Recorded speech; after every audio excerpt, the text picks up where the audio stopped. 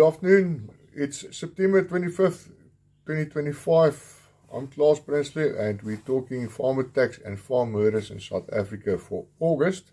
And yes, I know I'm a bit late with this one. The last 3 weeks has been quite busy with the final arrangements for the Witgrace Monument cross-planting the 3rd and 4th of October.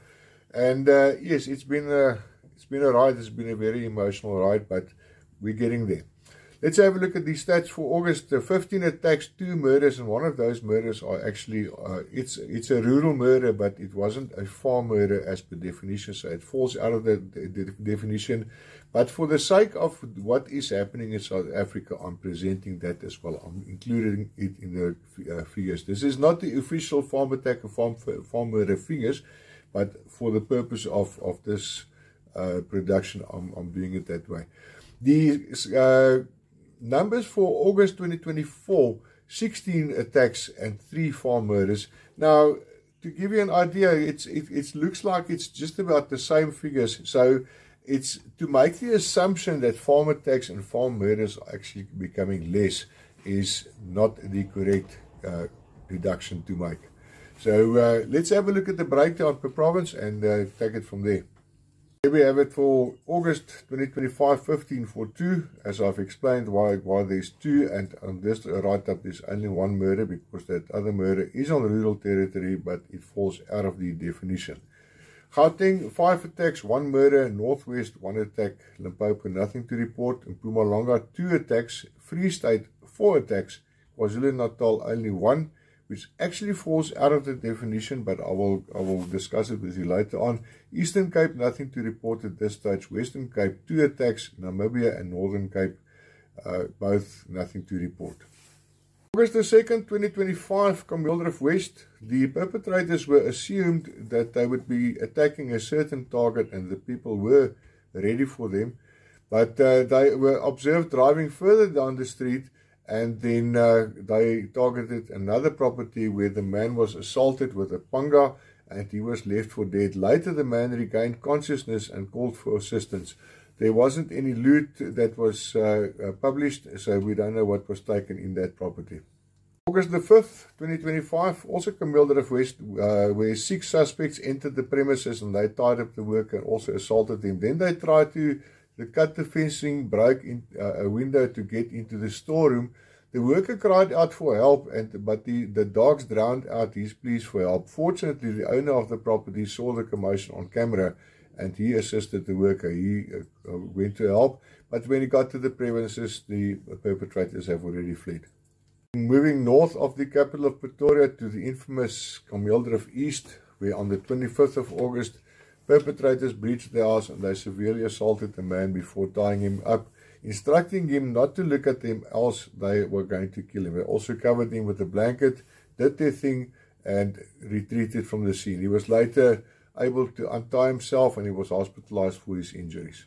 For the Gauteng East region, there were 2 attacks, and I'm going to discuss them simultaneously because they're very close to each other. On the 6th of August, perpetrators breached, tied up the occupants of the house and assaulted the victims. The next night, they moved further down the street where they breached a house and overcame the family and an elderly visitor at the family. They were tied up and assaulted, and then the man of the house, the owner of the house, was fatally shot. The victims managed to break loose of their ties after about 30 minutes and called for assistance, but the man was declared dead on scene. Move to the Northwest Province, to the area of Mooinooi, which is a very dangerous area. There are several attacks per month there, or there's been several attacks this past year in that area. August the 1st, 2025, the man was on his way to work, and at the gate of his property, getting out of his car to close the gate, he was surprised and assaulted and struck with a panga on the head. His attackers retreated and he was taken to hospital for treatment. We moved towards Mpumalanga, where we had 2 attacks.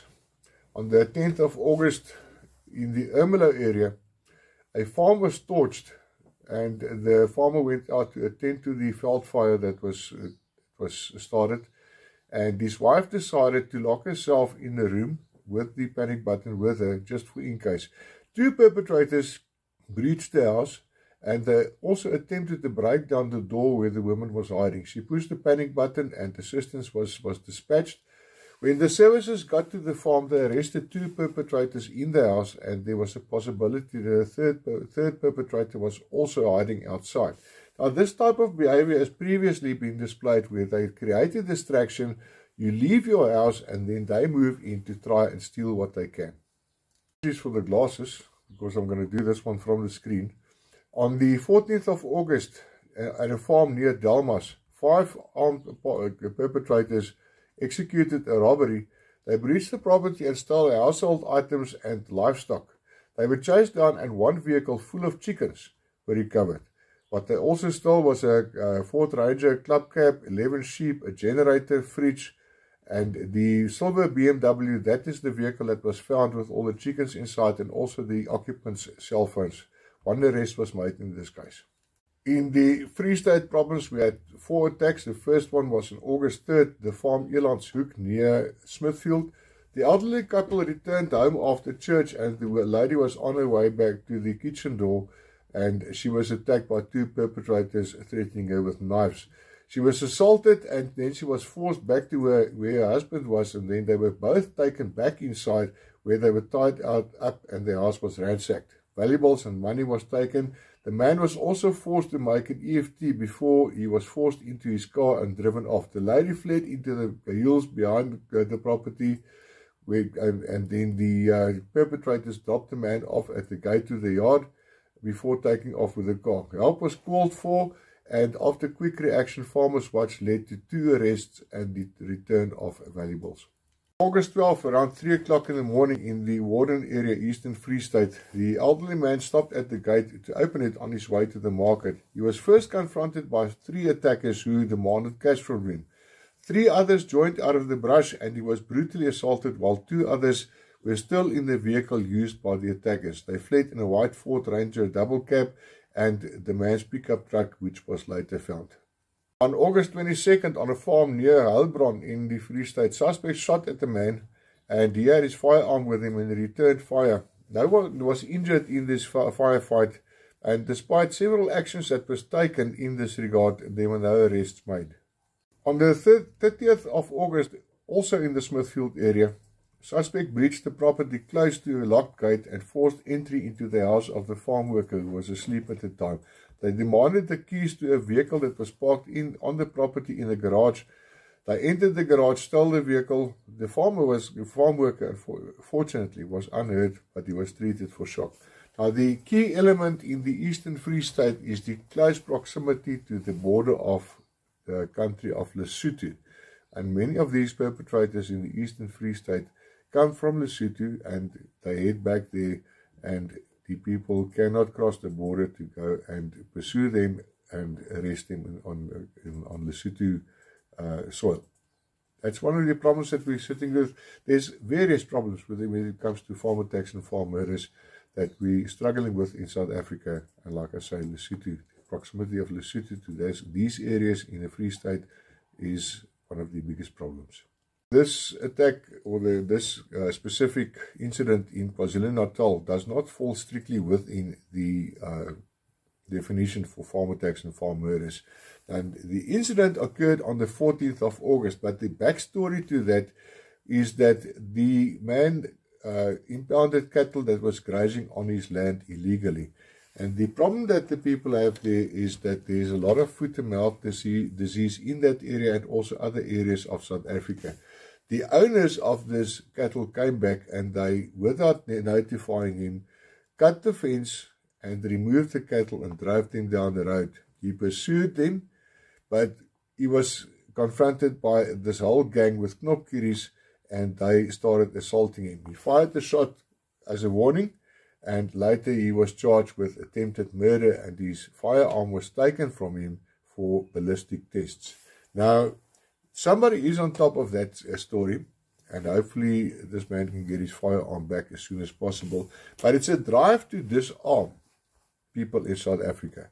There's usually during a farm attack, they ask for cash and firearms. And it's Behavior like this, which makes it difficult to farm in South Africa, because you are not allowed to protect what is yours, or protect your property, or protect your assets, which makes it very difficult. And normally what happens is this case is turned 180 degrees against the farmer. Move over to the Western Cape. There were 2 attacks for August, and we see more and more that the guest farms in the Western Cape all over are being targeted. And it's ever so often that when an attack occurs in that area, it's 50% chance that it is at one of the guest farms. On August the 2nd, the woman was about to go to the bathroom, and when she turned around, 3 attackers with balaclavas were assaulting her brother with pangas. She herself was seriously injured when she was hit in the head with a panga. The man suffered serious cuts, and there were fears that he would lose his arm. They were taken into one of the bedrooms, and the attackers fled with personal items. After that, they tried to contact other units on the farm, but the people were in fear and were not prepared to help them. Both were admitted to hospital in serious conditions and were later discharged. 27th August 2025, Polkadraai, or Tarantal farm near Polkadraai. The man woke up with an unknown assailant holding a firearm against his head, and 2 more suspects entered armed with a knife and a panga respectively. They asked him if anybody else was in the dwelling, and he said only his 95-year-old mother. They asked where the safe was, and then also discovered his firearm, which they took with a full magazine. This whole attack happened within a couple of minutes, and then they were gone again. The second murder does not fall within the definition, but as you know by now, I also include these because it is atrocities on rural territories. Now, outside of the town of Lutrigard in the Limpopo province, the people picked up a problem with their car, and as they stopped getting out, a vehicle stopped with them, and 2 men got out of the vehicle asking if they needed any help. They also asked the people who the driver was, and they shot the driver at point blank range while the others fled into the bushes. The 2 men simply holstered their firearms and then were on their way again. That's how quick these things happen. That is why it is so dangerous driving on South African roads at night, because you never know what can be expected. All from me. September is quite busy so far, but that's a story for another day. I am going to try and not wait so long before I give the feedback on September. Hopefully make it quicker than usual. For those abroad, I hope this video gives you an insight about some of the things that we're struggling with in rural territories, on farms, on the roads in South Africa, and the dangers that we live with on farms in South Africa, and the ways and means they will coax you out of your house just to have a back party go into your house while you're in your absence and attack your property. Thank you for watching. Please share this video. We'd really appreciate it. The farmers in South Africa would also appreciate it. Thank you so much. Enjoy the rest of your month.